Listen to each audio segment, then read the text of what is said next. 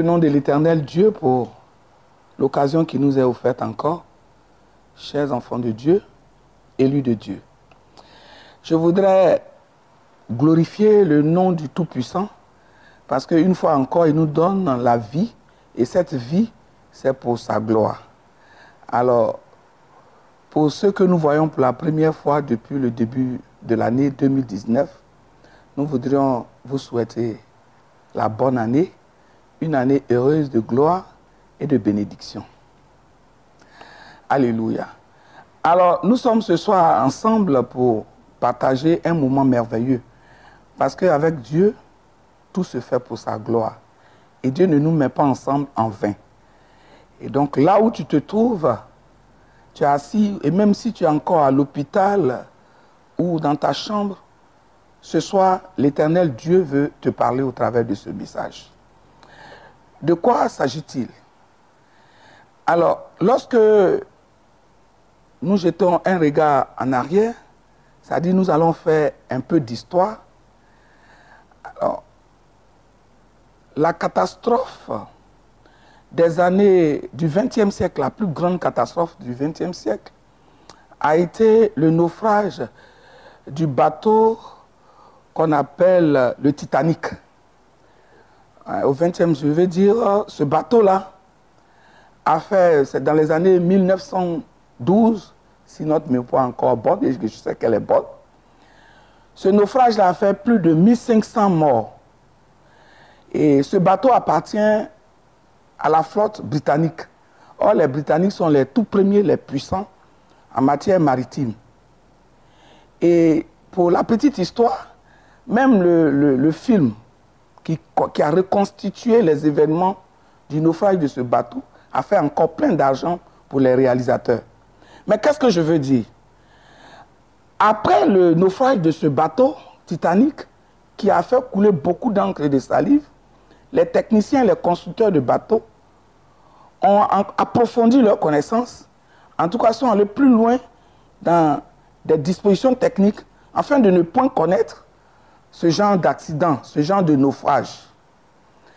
Mais malheureusement, qu'est-ce que nous constatons aujourd'hui pour la jeune génération? Quand nous partons, nos enfants meurent en mer, sur les côtes italiennes, en voulant aller découvrir l'Eldorado en Europe. Au Sénégal, il y a plein de morts. Pour dire que les naufrages de bateaux n'ont pas encore pris fin. Parce que tout ce que l'homme fait est limité.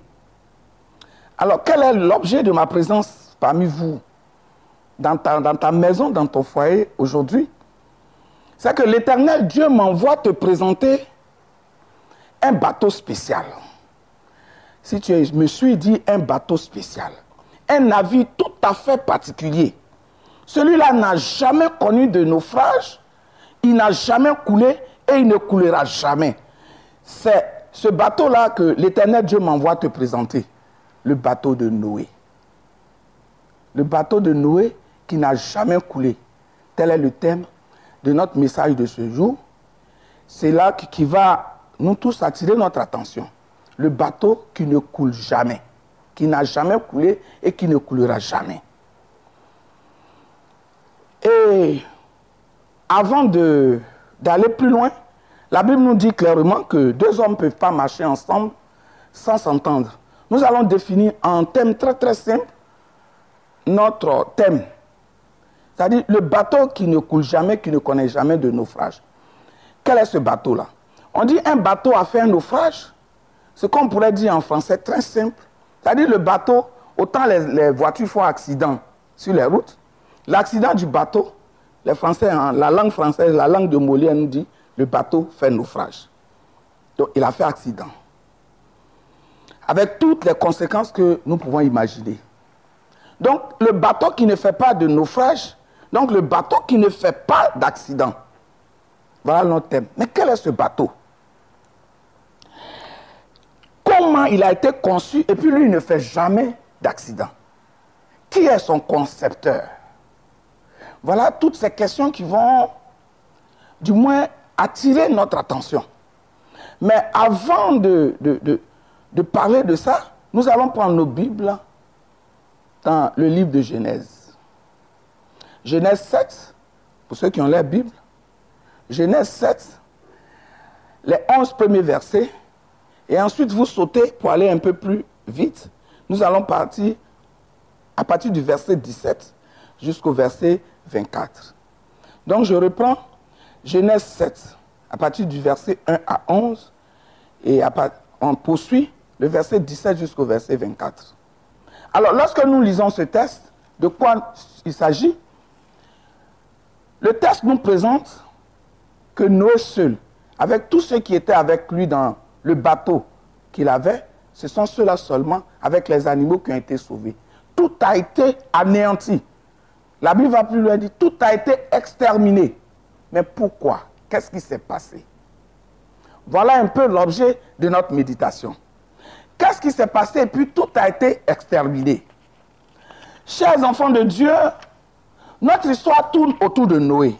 Noé qui est le descendant de Seth. Seth est le fils que Adam et Ève ont eu après que Abel fut tué par son frère. On ne va pas rentrer dans pourquoi il a tué son frère. Ce n'est pas ça l'objet du jour. Mais Noé, ça veut dire quoi? Son nom est révélateur. Son nom est prophétique.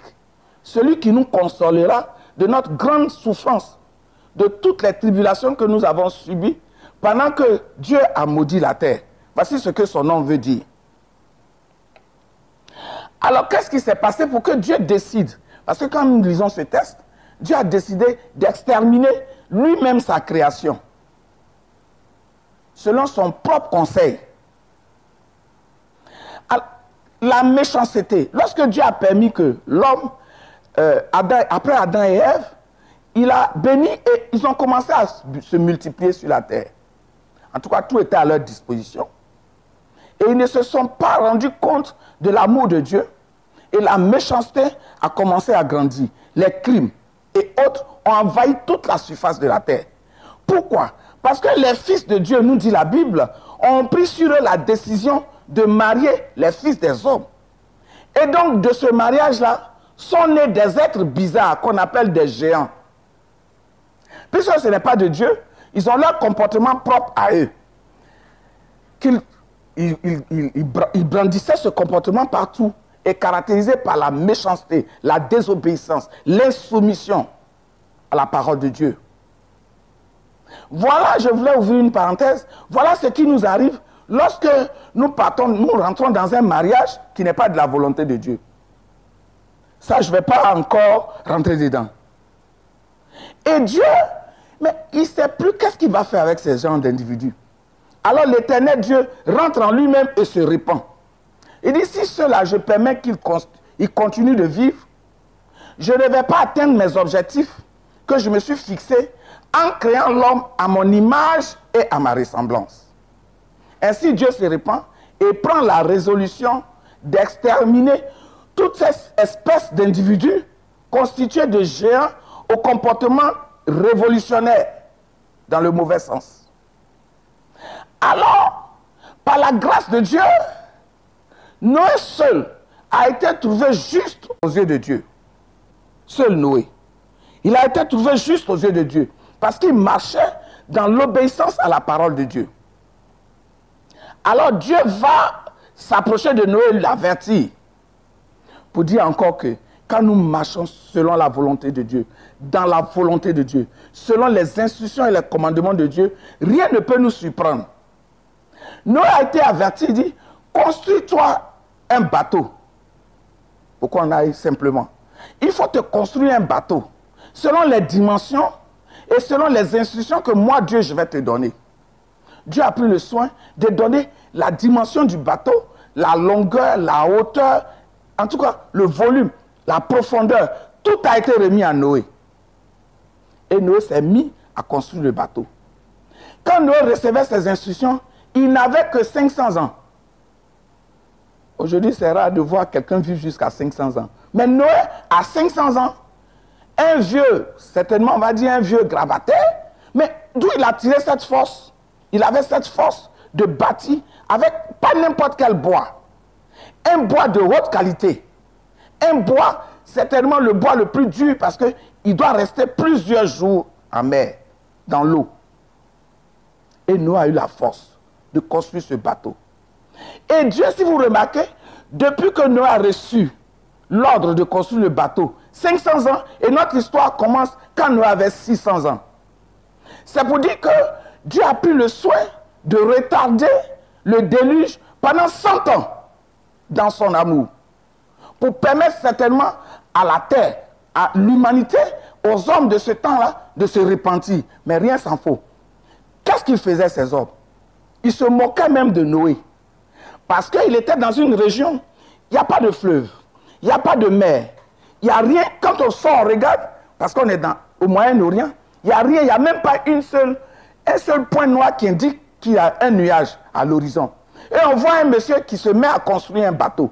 Mais qu'est-ce qu'il fait avec ce bateau? Mais j'imagine comment les gens se moquaient de Noé. Je pouvais imaginer déjà, mais lui, il est fou certainement. Mais Noé ne s'est pas occupé des railleries. Il a continué à construire le bateau doucement. Chaque fois que Dieu lui donnait une instruction, c'est ce qu'il mettait en pratique.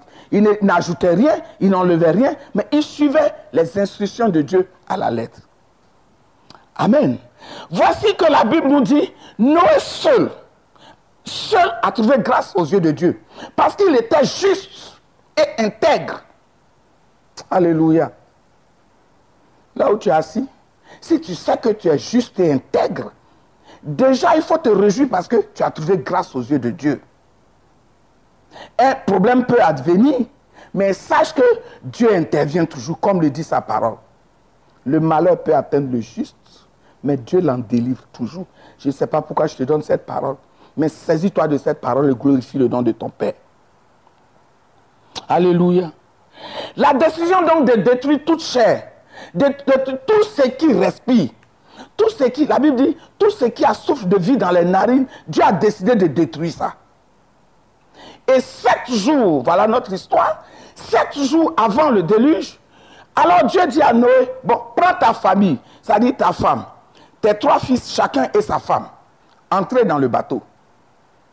C'est ce que Noé a fait. Alors qu'il n'y avait rien, il n'y avait pas d'eau, il n'y avait même pas un peu d'eau même qui ruisselait. Noé et sa femme et ses enfants et leurs femmes sont entrés dans le bateau. Et ce qui me plaît, c'est que les animaux que Dieu a choisis, lorsque Noé tend la main, ces animaux arrivent par couple. Femelle et femme. J'imagine l'éléphant qui arrive et madame éléphant derrière. Les deux rentrent dans le bateau. Même le serpent, je ne sais pas quel type de serpent, mais le serpent est venu avec madame serpent, rentre dans le bateau. Le pigeon avec madame pigeon rentre dans le bateau. Je vais vous dire, toutes les espèces, tous les animaux que vous voyez aujourd'hui, c'est ceux-là qui étaient dans le bateau avec Noé, que Dieu a préservé, qui se sont multipliés selon la parole de Dieu. Je vois monsieur et madame Agouti faire leur entrée triomphale dans le bateau. Monsieur et madame Lion sont entrés dans le bateau. Monsieur et madame Panthère sont entrés dans le bateau. La gazelle et son époux entrent dans le bateau. Le poisson, monsieur et madame, comment ils ont fait, mais monsieur et madame Poisson sont entrés dans le bateau. Donc tous les animaux sont entrés dans le bateau par paire, par couple. Et 7 jours après, mais avant, ce que je voudrais que les enfants de Dieu comprennent, ils ont vécu dans le bateau sans maladie. Ils ont vécu dans le bateau sans que le lion n'agresse la gazelle ou la biche. Or, naturellement, un lion qui voit une biche ou une gazelle, ça c'est sa proie. Mais comment? Parce que la gloire de Dieu était dans ce bateau. Et notre Dieu est le Dieu de paix, le Dieu d'amour. Donc, les animaux ont eu le temps d'expérimenter cette grâce-là dans le bateau. Qu'est-ce qui est intéressant encore? La nourriture que Noé a mis dans le bateau, la nourriture, la Bible me dit, la nourriture n'a même pas connu de variation. C'est-à-dire que pas de congélateur, comme nous l'avons aujourd'hui, pas de chambre frigorifique, mais la nourriture n'a pas été détériorée. En tout cas, la paix régnait dans ce bateau-là. Ils ont vécu selon la parole de Dieu. Ils sont restés dans ce bateau pendant 150 jours. Sans maladie. Ils n'ont pas manqué de nourriture. Il n'y a pas eu de problème. Parce que quand je lis le texte, je n'ai pas vu Noé en train de séparer le chien et le chat. Or, les hommes disent qu'ils sont chiens et chats parce qu'ils sont toujours en palabre. Mais le chien, monsieur et madame chien ont vécu dans le bateau. Avec monsieur et madame chat, il n'y a pas eu de problème. La paix était totale. C'est ça qui m'intéresse. Comment ça se fait que des animaux qui ne se ressemblent, qui sont habituellement, que nous voyons ennemis avec les hommes, la panthère, le lion, ils ont vécu avec l'homme, Noé même et ses enfants, et il n'y a pas eu, celui-là a agressé ceci, celui-là a eu ça, ou bien il a mort. Non, la paix était totale dans le bateau. Voilà comment ils ont vécu pendant 150 jours. Jusqu'à, la Bible dit, il a plu pendant 40 jours et 40 nuits. Sans cesse. Mais ce qui est intéressant, parce que lorsque la pluie, l'eau envahissait plus la terre, c'est là que le bateau se levait au-dessus de l'eau. Y compris Noé et sa famille s'élevaient au-dessus de l'eau. Et ceux qui n'étaient pas dans le bateau criaient certainement, Noé, je suis ton oncle, Noé, je suis ton neveu, aide-moi, aie pitié de moi, tends-moi la main, je veux venir dans le bateau. Tous ceux qui étaient alcooliques, l'alcool a certainement quitté leurs yeux. Ils ont cherché à s'accrocher à des branches, mais les branches même tombaient avec eux, les arbres se détruisaient.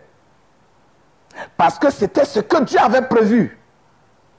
Seul, la Bible nous dit, Noé et sa famille étaient en sécurité. Le bateau même ne secouait pas.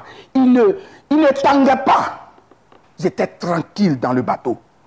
Parce qu'ils avaient accepté de se soumettre à la volonté de Dieu. Et voici comment ils ont vécu dans ce bateau. Jusqu'à ce que la pluie cesse, tous ceux qui devaient être tués sont morts. Et lorsque le déluge a pris fin, il a fallu encore des oiseaux que Noé, selon les instructions de Dieu, Noé envoie les oiseaux constater que la terre a séché, afin que Noé et sa famille ressortent. Alléluia. Pour dire quoi? Pendant que l'eau tuait les autres qui n'étaient pas dans la volonté de Dieu, c'est cette eau-là qui donnait vie. L'eau monte, Noé a la vie, le bateau flotte, le bateau surnage. Et ceux qui étaient dehors mouraient. L'eau donne vie à Noé parce qu'il est dans la volonté de Dieu. Et cette même eau les exterminait. Voici toute notre histoire. En d'autres termes, qu'est-ce qu'on peut retenir? Chers enfants de Dieu, je ne vais pas aller trop loin avec vous. Je voudrais seulement que nous retenions 2 leçons. 2 leçons. Après avoir analysé notre test. La première leçon, c'est quoi? L'obéissance totale à Dieu est caractéristique de la foi. Il y en a qui se disent, j'ai la foi, mais comment je peux montrer aux gens que j'ai la foi? Mais pour montrer au peuple et pour que toi-même tu sois convaincu que tu as la foi, c'est ta capacité à te soumettre totalement, entièrement, de façon, je ne sais pas, aveugle à la parole de Dieu, à la volonté de Dieu. Noé n'a pas discuté. Il n'a pas dit j'ai 500 ans et puis attends, toi tu es en train de me parler là. Pour que mes amis se moquent de moi. Noé n'a pas tenu compte des avis de ceux qui l'entourent. Il n'a même pas tenu compte de la vie de sa femme. Il a construit le bateau et dit femme, passe devant moi, on rentre dans le bateau. Certainement quand il a commencé à construire le bateau, sa femme a dû lui demander mais c'est quoi et puis tu construis le bateau? Mais Noé n'avait pas de compte à rendre à sa femme. Il a construit le bateau. Quand le temps est arrivé, il dit bon, rentrons dans le bateau.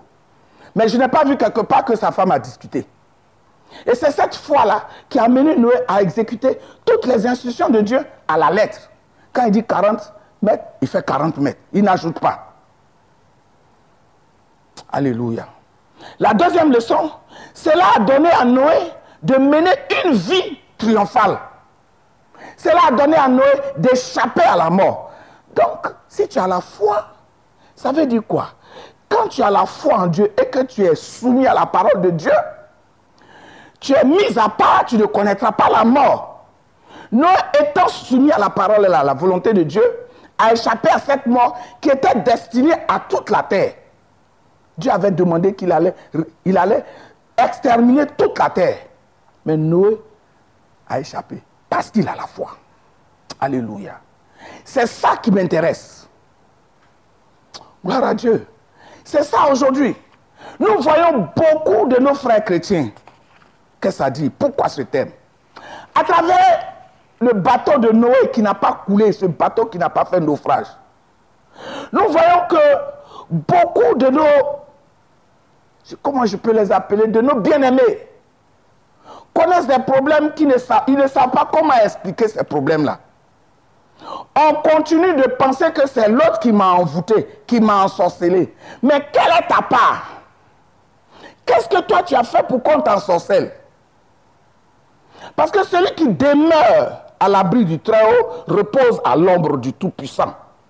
Tu as bâti ta vie sur la parole de Dieu ou bien tu as bâti ta vie sur ton intelligence? Parce que si tu as bâti ta vie sur ton intelligence, sur l'intelligence des philosophes, ton bateau va couler. C'est-à-dire ta vie là va couler. Si tu as bâti ton mariage sur la beauté physique, sans tenir compte de la volonté de Dieu, ton mariage va couler. Si tu as bâti ton entreprise sur ta propre intelligence, sur ta gouvernance, ce que tu as appris à l'école, sans la permission, sans les instructions de Dieu, cette entreprise est un bateau qui va couler certainement. Amen. Parce que celui qui suit les commandements de Dieu, Dieu vient demeurer en lui. Dis-moi alléluia, c'est la partie qui m'intéresse.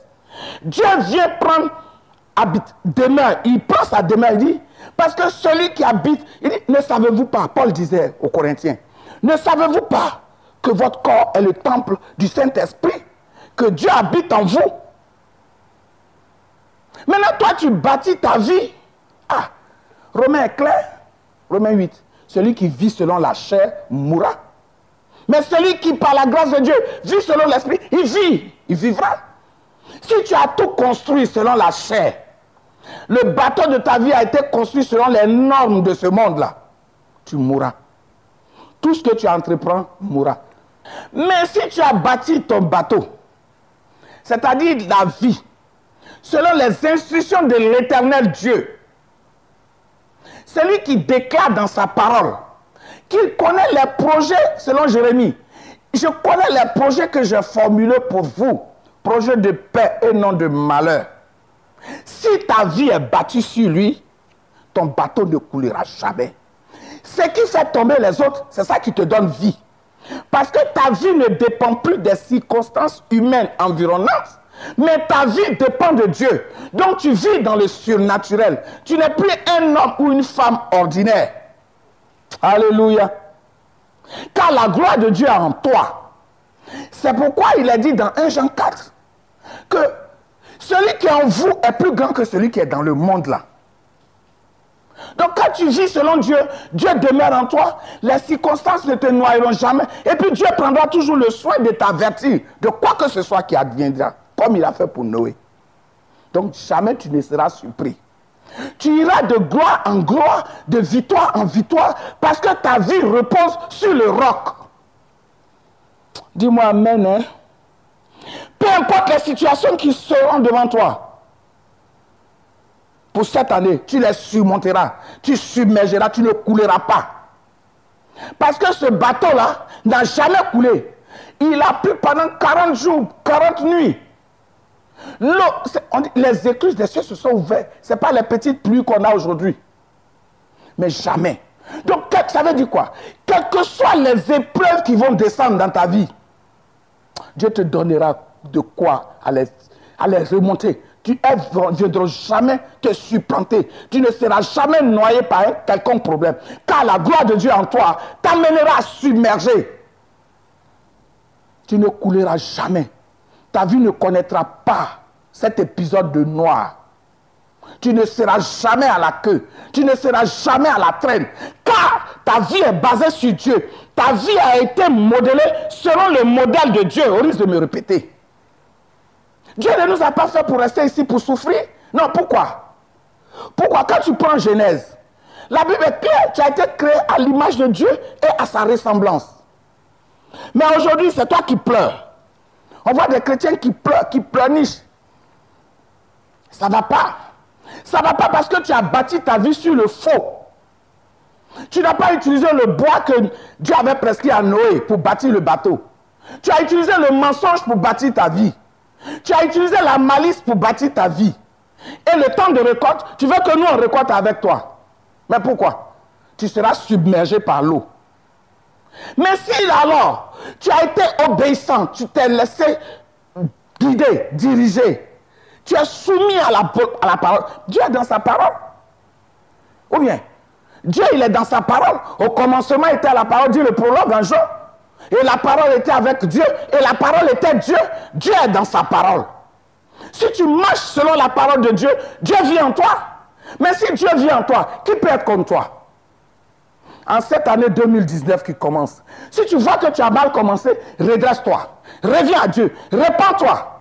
Dieu t'a donné tout le temps pour que tu te répandes, comme il a fait au temps de Noé.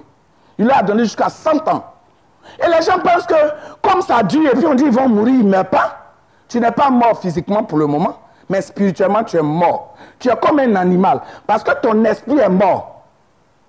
Parce que l'animal est constitué de la chair et de l'âme. Nous qui sommes faits à l'image de Dieu et à sa ressemblance, nous sommes constitués de la chair, dans laquelle se trouve l'âme, et dans l'âme se trouve l'esprit. Or, Dieu nous connaît par l'esprit. Donc si ton esprit est mort, Dieu ne te connaît plus. Tu n'es plus dans le bateau sécurisé. Tu n'es plus dans le bateau qui ne se noie pas. Tu n'es plus dans le bateau qui ne connaît pas de naufrage. Tu es dans un autre bateau. Ton bateau là, moi je ne connais pas son nom, mais je sais qu'il se noie. Mais en cette année 2019, je t'invite à revenir dans le bateau de Noé. Ce bateau qui ne connaît point de naufrage. Ce bateau qui ne se noie pas. Ce bateau qui ne tangue pas. Parce que la gloire de Dieu est dans ce bateau. Dis-moi alléluia. Réponds là-bas à mon amen. Lève-toi et crie amen. Parce que la parole de Dieu est la vérité qui vient pour t'affranchir. Tu te posais plein de questions. Qu'est-ce que 2019 te réserve? Moi, je sais ce que 2019 me réserve. 2019 me réserve la gloire de Dieu, l'élévation. Il me réserve la victoire.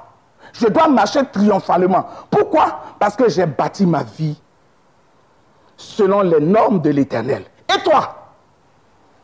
Je suis là aujourd'hui pour t'interpeller dans l'amour de Dieu. Je ne veux pas te condamner, mais ça me fait mal que tu demeures là, malade, souffrant, échouant à tout bout de champ. Reviens dans le bateau de Noé. Reviens dans le bateau qui ne tangue pas. Reviens dans le bateau qui ne coule pas. Dieu a besoin de toi. Dieu n'a pas envoyé Jésus-Christ mourir à la croix pour qu'une seule personne soit sauvée ou deux. Il est venu aussi pour toi. Nous sommes venus proclamer la gloire et la victoire de Dieu dans ta vie. Mais pour que cela soit, répands-toi. Reviens à ton premier amour. Reviens à celui qui t'a aimé le premier. Enfant de Dieu, t'inviter à revenir dans le bateau de Noé. C'est-à-dire à revenir au Dieu qui t'aime. Et celui-là qui a envoyé son fils unique mourir pour toi à la croix, prendre ta place. Afin que toutes les circonstances aujourd'hui, responsables de l'effondrement économique, de l'effondrement des affaires et même des vies, des jeunes gens qui n'ont même pas encore demandé, qui ne veulent pas mourir, qui meurent. Le chômage, la souffrance. Non, ce n'est pas ce que Dieu veut pour toi. Ce qu'il veut, c'est que tu reviennes à lui, tu marches dans l'obéissance et la soumission, afin que tu ne sois point atteint. Car ta vie est trop précieuse. Tu es né pour régner, tu es né pour dominer, tu es né pour connaître la gloire, tu es né pour triompher, tu es né pour être à la tête et ne pas connaître la queue. Telle est la volonté de Dieu pour toi. Seulement, bâtis ta vie selon les instructions de l'Éternel, afin que tu connaisses toute cette gloire dans le nom de Jésus. Que Dieu vous bénisse. Shalom, shalom.